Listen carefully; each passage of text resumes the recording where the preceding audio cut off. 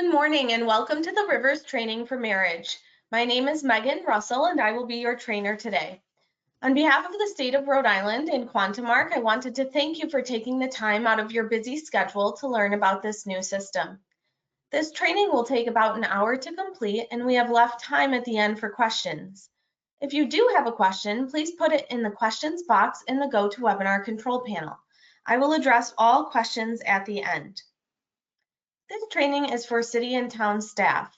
If you did not register for this training, but you are sitting with someone who did, please enter your name, email, and job title in the chat box now so that we can be sure to get you all post-training materials and information. To facilitate learning, all participants are muted as we are recording today's session. At the end of this session, you will know how to print blank marriage worksheets, start and complete electronic marriage registrations, complete affidavits for applicant by proxy signatures, obtain electronic signatures from both parties, and file marriage registrations. We will also go over how to print a certified copy and collect requester and payment information just as you do now for birth and death records. There are several benefits to the electronic marriage system, which you will see listed on your screen. Rivers is a real-time, web-based system that meets the long-term needs of Rhode Island through improved collecting, registering, amending, and issuing of marriage certificates. This is an overview of how a marriage is registered in the Rivers system. First, a customer will request a marriage license at the city-town office.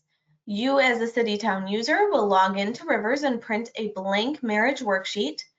After the blank marriage worksheet is completed, you'll review the applicant's two sources of identification and enter their information from the worksheet into Rivers.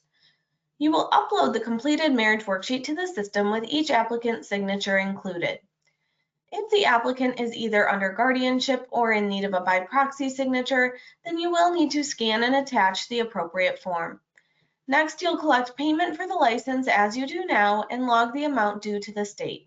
You'll go back into Rivers, save the record, and print the license. Once the ceremony occurs, the applicants will return their license either by mail or in person. You will log back into Rivers, search for the record from the queue, open it, and enter the information from the completed license. This will allow you to certify the marriage and release for registration. Finally, you'll log into the fee module and collect payment for the marriage certificate. Then you'll print the certified copy of the marriage certificate for the applicants. With that overview of the process complete, now let's look at how it works in the system.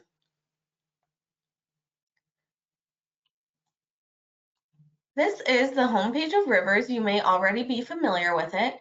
Down at the bottom, you'll see the Rhode Island Department of Health Vital Records office hours, as well as new user enrollment information. Up here at the top is where you will come each time to log into Rivers on the orange button. It will ask you to agree to the terms and conditions each time you log in, and then you will see the username and password screen. If you do forget your password, you can click Forgot Password, and you'll be able to put in your username and email address. It will send you instructions to reset that password with a temporary password included. Next, you'll see a location screen where you will choose your location from the drop-down menu. Many people just have one location, but if you do work out of more than one location, you'll just choose the one that you are currently working at. And then you'll see the global module. This is sort of the landing page when you log into Rivers. Under function, you'll see you can switch your location or exit. Under tools, you'll have the opportunity to change your password if you ever do forget it. This is where you would come to change it. You can also set up a printer, change your user parameters, which are things like font size and color, view the email directory, and update your profile. In the Update Profile section, you'll see where you can update your contact information, like your phone number and email address. And this is also where you can come to change your PIN number if you need to. If you did not have a PIN number in the past, you will have a PIN number now for marriage. And this is once again where you can come to generate a new PIN number. We'll be starting on the marriage module here at the top, so I'm going to click marriage. Under function, you'll see marriage registration. And then once it loads, you'll see a variety of icons on the upper left-hand corner that will help us navigate the system more easily. We can contact the help desk, start a new record, search for a record, save, cancel, or abandon a record. And then the blue arrows allow you to work within your work queue, and the green arrows allow you to move between tabs. You can also access all of these functions under the record menu. You'll see it says new, search, save, cancel, abandon. And then there's a variety of other options on this menu, which we will talk about as we move through a marriage record today. First things first, we do need to print a blank marriage worksheet. Now, you may already have copies of the blank marriage worksheet at your city town office, or you can provide them online for applicants to fill out ahead of time. But if you do need a copy, you can do it in the print section here.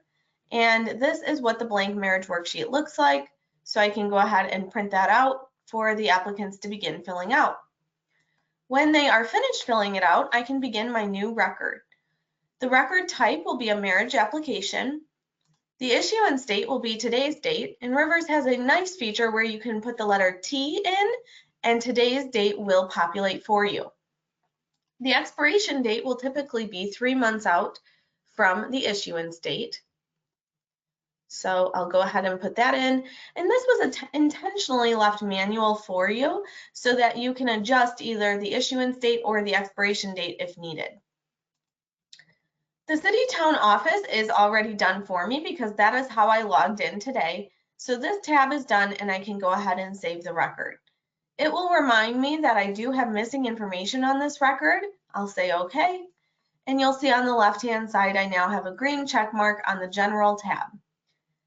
Rivers will autosave as long as the system is open, but if something were to happen like your internet went out or your computer died, then the system would shut down and it would not save unless you recently manually clicked the save button. So it's a good habit to just go ahead and save each tab as you go. The next tab is applicant 1. So I'm going to take the information that the applicants filled out in the marriage worksheet, and I'm going to start filling in applicant 1's information. First is the preference title for applicant 1. It could be bride, groom, or spouse. This could be bride, bride, groom, groom, spouse, spouse, or any combination. This is just whatever the applicants want to print on their marriage license and marriage certificate. So for this example, I'm going to start with bride, and then I'm going to begin putting in applicant 1's information. If there's a suffix, you can include it here. If not, you can just leave that blank.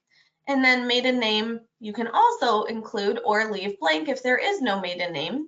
The system will just double check that there really is no maiden name and you meant to leave that blank. I'll say yes, leave blank. And then I can go on to the next field, which is sex. You could choose male, female, or X. For this example, I'm going to choose female. And then I'm going to start putting in the date of birth. And whatever date of birth I enter will automatically calculate the age for me. State or country of birth is next. If they were born in the States, then you can go ahead and choose that state from the drop-down menu. If they were born outside of the United States, you'll check this box and it will filter countries for you. I'll say that this applicant was born in Rhode Island, and instead of choosing from the drop-down menu, I like to begin typing the state I'm looking for because then it will populate a little faster and easier for me. Applicant 1 residence address is next. I'll go ahead and begin putting that in. Apartment number if there is one. State or country, once again, if they live outside of the country, you would just need to check that box. Otherwise, you can choose the state from the drop-down menu or begin typing the state you're looking for. Now that I've chosen Rhode Island as the state, Rhode Island cities will populate in this drop-down menu. The county will automatically populate once I choose the city, and the zip codes for that city will show up in this drop-down menu, and any zip extension can be included here. Social Security number is next.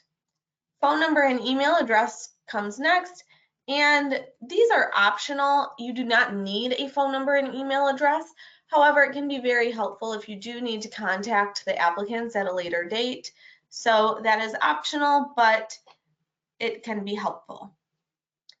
ID type number 1 is typically going to be a birth certificate, but if it is something else, just choose other, and then you'll need to specify what other type of ID that is. In this case, I'm going to say it was a birth certificate, and I'll put the number in here. If the birth certificate or any other type of ID doesn't have a number for whatever reason, maybe it's an older birth certificate that does not have a state file number, you don't have to include a number, but if a number is on the ID, then you do need to include it.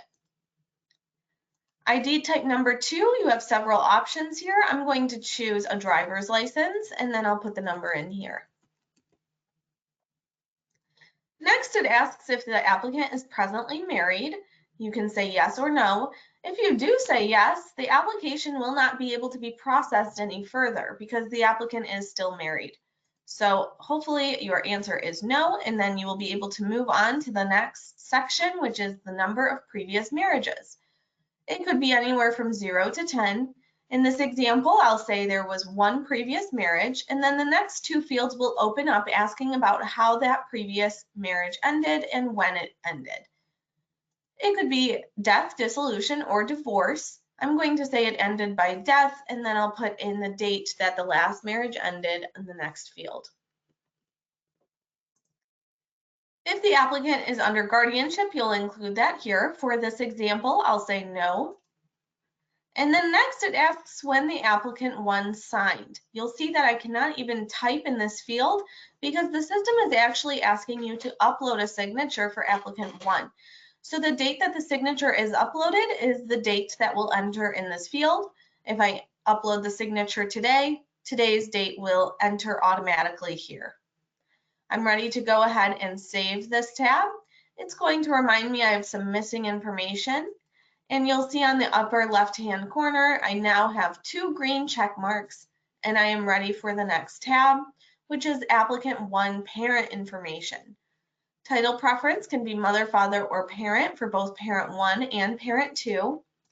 I'll go ahead and begin entering the information from that marriage worksheet.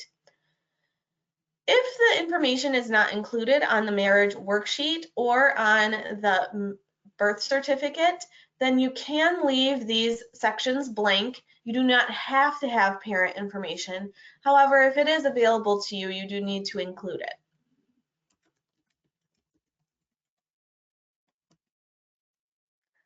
Once again, if the state or country is someplace out of the United States, you would just need to check this box and it will filter countries for you. I'm going to go ahead and save this tab, and I'm ready to go on to the next tab, which is applicant 2. This is going to be a groom preference title in this example, and I'm going to begin putting in applicant 2's information here. Suffix if there is one, if not, you can leave that blank. Maiden name if there is one, if not, you can leave that blank. Sex, I'm going to choose male this time, and then date of birth is next, and the age will populate automatically. I'll go ahead and choose Rhode Island as the state of birth and then begin typing in the residence address here. State or country of residence is next, and then I'll say that this applicant lives in Barrington, in which case Bristol will automatically populate as the county, and the zip codes will show up in this drop-down menu. Any zip extension can go next, and then we are ready for the social security number, phone number, and email. Now remember, the email and phone number are not required fields, but they can be helpful if you do need to contact those applicants at a later date. ID type number 1, once again, is typically going to be the birth certificate, but if it is something else, you can choose other. And then I'll go ahead and put the state file number in here as long as it is included. ID type number 2 is going to be other this time, and just to show you an example, if you do have some other type of ID, you do need to just specify what other type of ID that is, and then include any number that is associated with it. Applicant 2 status, I will say they are not presently married. They've had 0 previous marriages. And when I choose 0 for previous marriages, you'll see the next 2 fields do not populate, do not allow me to answer anything because there are no previous marriages to answer any questions about. Next, it asks if the applicant is under guardianship. In this case, I will say yes to show you an example of an applicant that is under guardianship. And then it asks if the applicant is in need of a by proxy signature.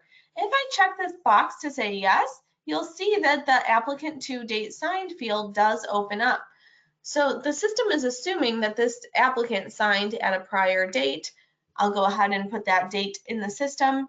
Even if the applicant did sign today, if they need a by proxy signature, I do need to indicate that it was today's date or whatever date it was. Now I am ready to save this tab. And now I need to upload that appropriate documentation for those 2 unusual circumstances, both the guardianship letter and the by proxy affidavit.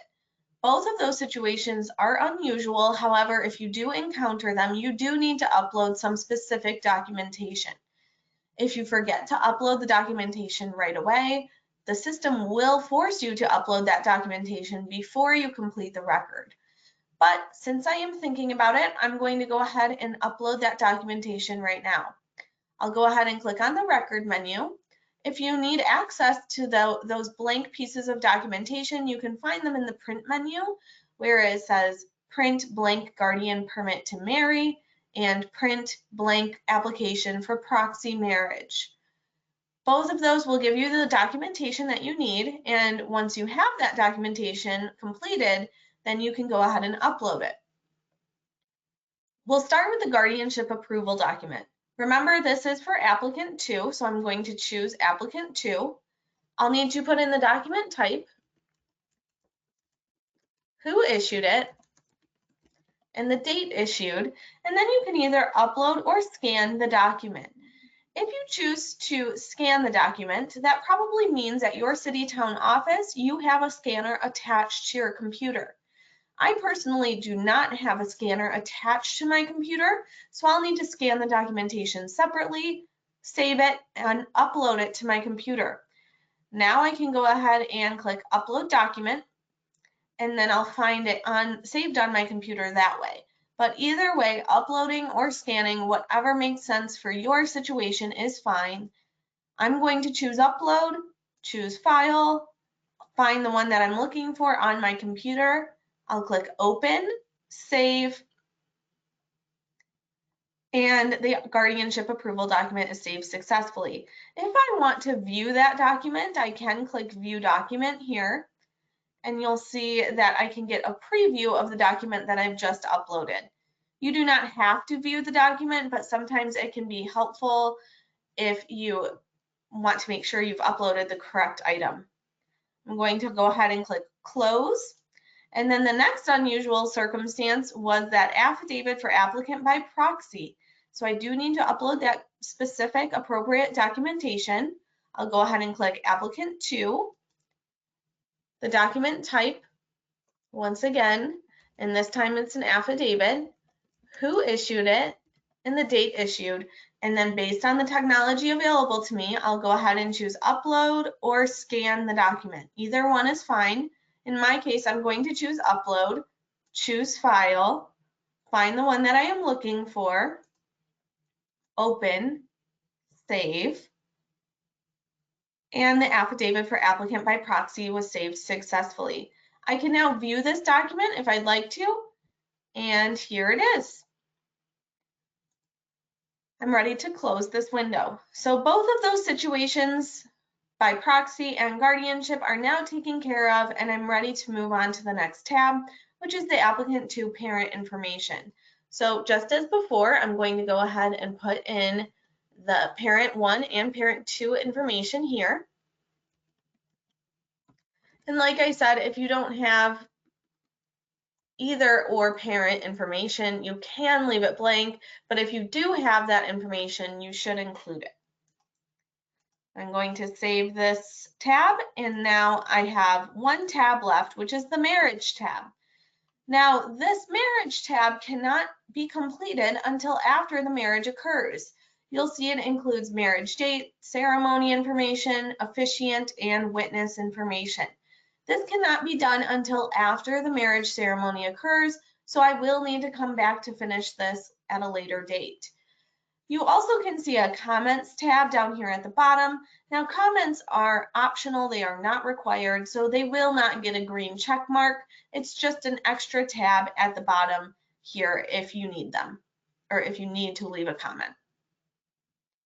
So everything for the marriage license is now complete. I am ready to upload the applicant's signatures. Now, in my unusual example here, I've already uploaded the marriage or the applicant 2 signature for the by proxy marriage.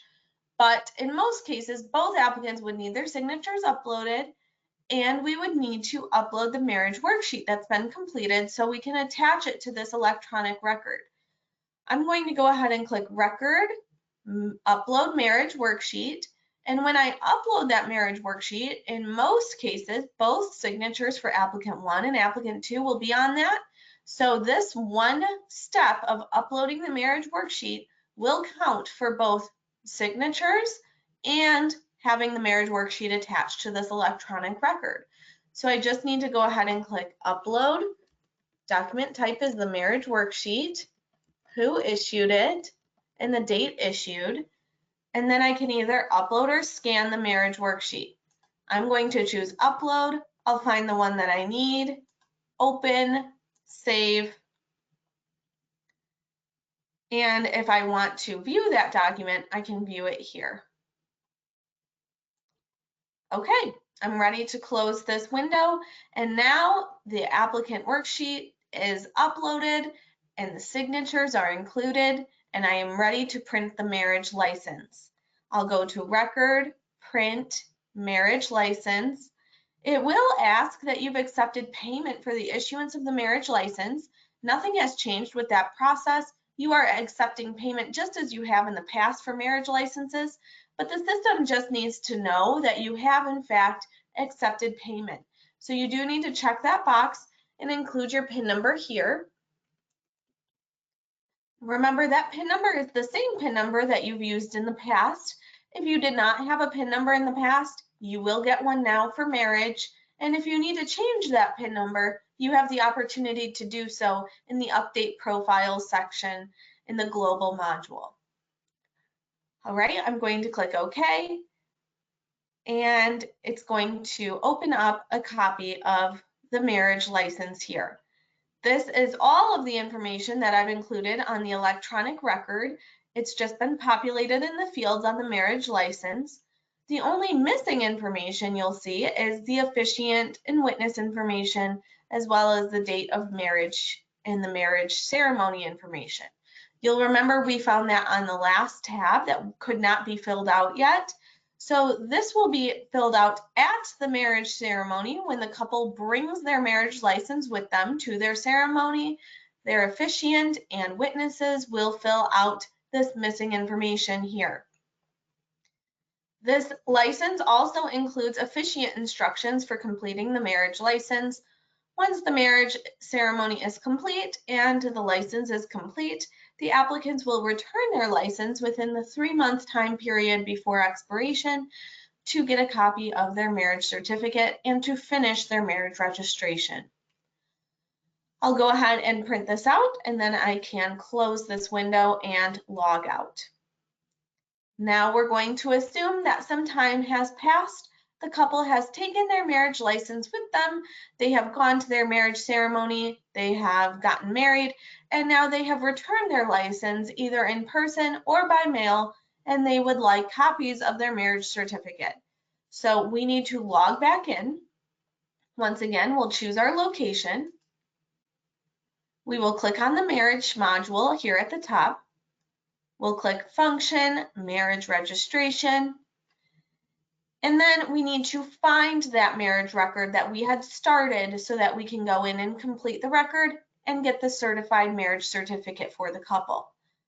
I can either search for that record using the binoculars icon up here in the left-hand corner, or I can click Record, Search. Either way, it will take me to the search screen where I can search either by issuance date or marriage date. Marriage date is not going to be helpful for me when I am searching for a marriage license because the marriage date was not included on the license. When I am searching for a marriage license, I do need to search by issuance date. Now, hopefully the couple knows their issuance date because they should have their marriage license in hand or they've returned it by mail. However, if they don't have their marriage issuance date for whatever reason, you can search by more broad search terms. Maybe they know they got their marriage license in April, but they're not sure of the exact date. You can search all of April 2022 by searching 0400-2022, and it will pull up all of the marriage issuances, marriage license issuances at your city town office in April of 2022. So you'll see there are several here at my city town office.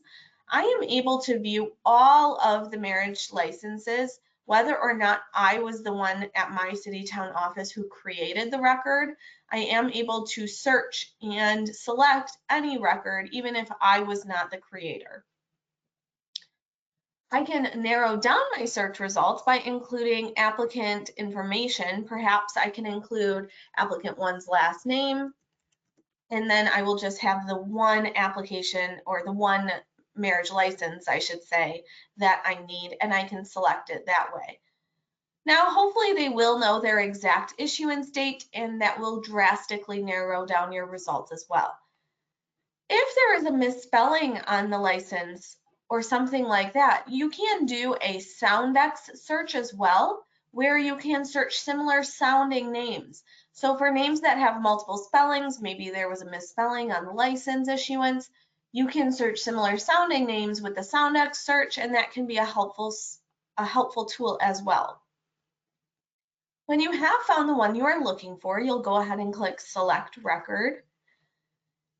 And then you'll see that it's right as we left it. It's been saved just the way it was a few minutes ago when we had closed this out. The only remaining tab, once again, is the marriage tab. And I do need to upload that now completed marriage license. So I'm going to click Record, Upload Marriage License. You'll put in the document type, who issued it, and the date issued, and then you can either upload or scan the document. I'll click Upload, choose File, find the one I'm looking for, open, and save. Okay, I can view that document if I want to. If not, I can go ahead and close this window.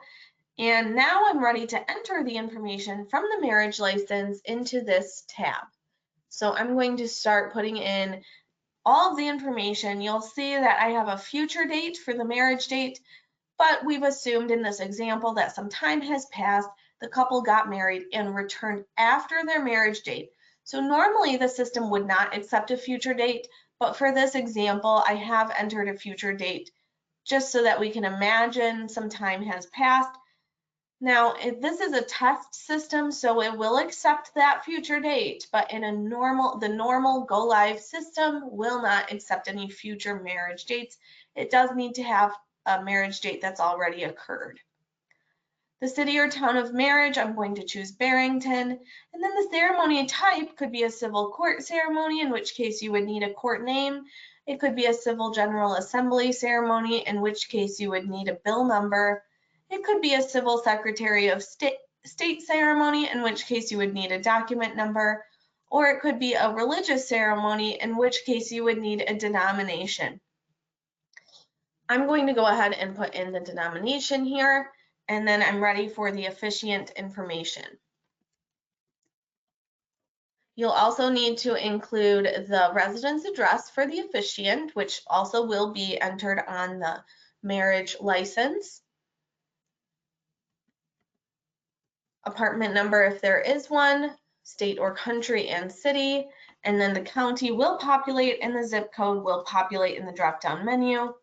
You can enter a zip extension if you have one, and then if not, you'll just click leave blank and enter the witness information here. Okay, now I'm ready to save this tab. You'll see that the marriage tab over here on the left-hand side now has a green check mark, and everything is now complete. I am ready to certify the record. So I'm going to click Record, Certify. It's going to show me a quick view of the record, and I'm going to click Certification. Now, the officiant is the true certifier of the marriage, but you are certifying this in the Rivers system. So you need to check the box to say that you certify the applicants have verified the correctness of the information on the marriage worksheet/license and understand the penalties associated with providing false information on a marriage license. I'm going to go ahead and put in my PIN number here. Now, once again, that is the same PIN number that you have used in the past. It is the same PIN number that we used just a few minutes ago to attest to accepting payment for the marriage license. And if you ever do forget that PIN number, you can click Forgot PIN here, and it will allow you to reset that PIN number. I'll click OK. I'll say, yes, I'm ready to certify. And now you'll see the record is successfully certified and everything is locked in. I cannot make any changes to any of these fields like I could before because now everything is certified and locked. If last minute the couple noticed that they had a misspelling or some information that needed a last minute change, you can decertify this record here. You will need to explain your reason for decertifying the record, so maybe there was a misspelling or something like that. Then you would be able to make that quick change and you would be able to recertify the record after. Now in this case, I'm going to say I don't need to do that. Everything looks good and I am ready to complete the record. So I'm going to click Record, Release. Now this will release to the state for filing, and after I release it, if any changes needed to be made at that point, it would be an amendment. Okay, the record is successfully released and now I am ready to go to the fee module so that I can print out certified copies of the marriage certificate for the couple. Now, this is assuming that they've requested certified copies and they need to pay for those. Of course, if they didn't request any copies of the marriage certificate, you would not need to do this step. But in this case, I'm going to assume that the couple has requested some copies of their marriage certificate. So I'm going to go to the fee module here at the top. I'm going to click Function, Fee Registration, New Request. Now this should look very familiar to you because it is the exact same fee module that you've used in the past for birth and death, and this time it's just for a marriage. So I'm going to start a new request either with the icon here on the left hand side, or I can click Record New. Either way, I'm ready for a new request and I'm going to say that this request occurred at the counter.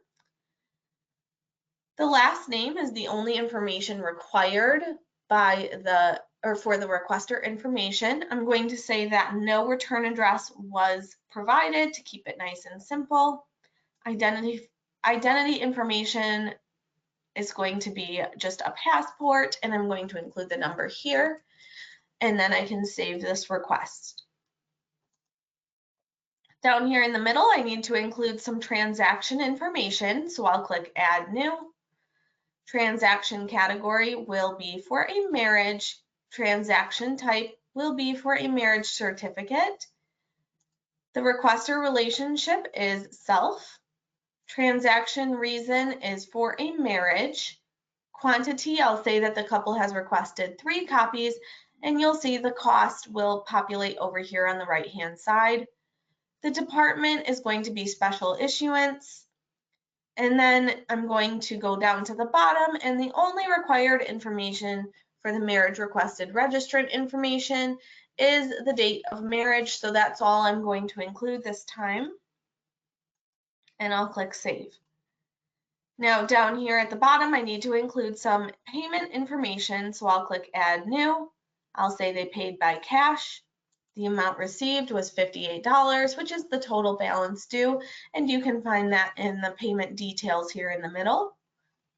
I'll say the payer is the same as the requester, If it was somebody else, you would need to uncheck that box and enter the payer's information. I'll click Total Done. Payment is saved successfully. And now you'll see that the status of this transaction is searchable. That's because I do need to search and find that record to attach to this transaction so that I can print the marriage certificate. I'm going to click on the status, searchable, print, or sorry, not print. I have not gotten to the print section yet. Find record is next. Now I need to search for that record either by date of marriage, which is required, or I can include some extra information here to make my search results much less cumbersome. I'm going to include one more piece of information just to narrow down those results. I'm going to include the party one's last name, and that should drastically reduce the number of results since this date of marriage might be a popular one. And that's the record I need, so I can click on it and click Assign.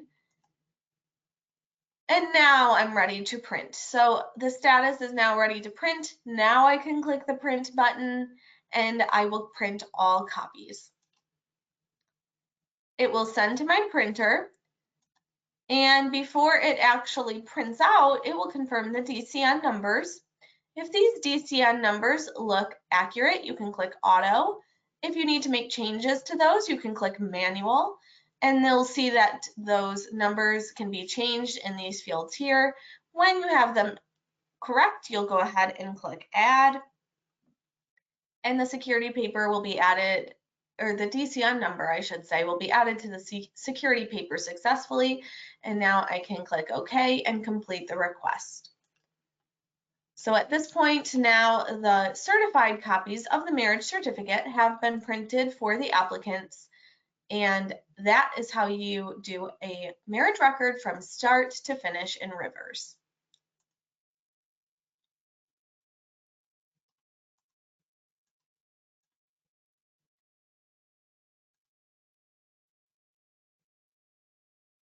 On this slide, you'll find our support contacts. On behalf of the state of Rhode Island and QuantumMark, I really appreciate your time today and want to thank you so much for joining me. I hope you have a wonderful rest of your day.